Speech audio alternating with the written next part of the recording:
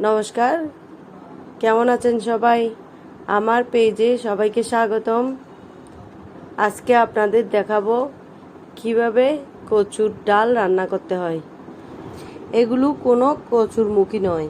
আমরা যে কচুর লতি বা কচুর শাক খাই, রাস্তার দুই ধারে যেখানে সেখানে বেড়ে ওঠে, আমরা দেশি কচুর ছড়া বলে থাকি।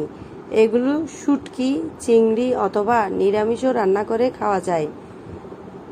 যাদের কচু খেলে গলা ধরে তারা একটু তেঁতুল দিতে পারেন ডাল নামিয়ে রাখার একটু আগে। আমি শুধু টমেটো দিয়েই রান্না করেছিলাম।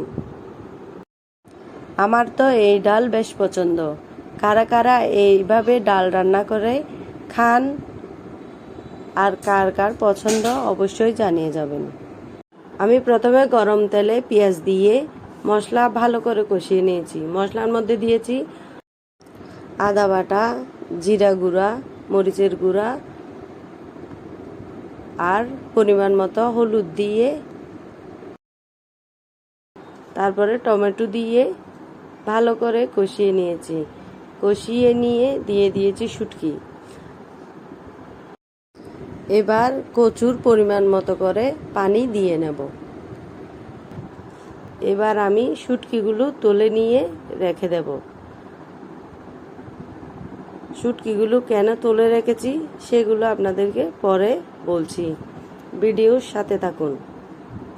এবার কচু দিয়েও ভালো করে সিদ্ধ করে নেব।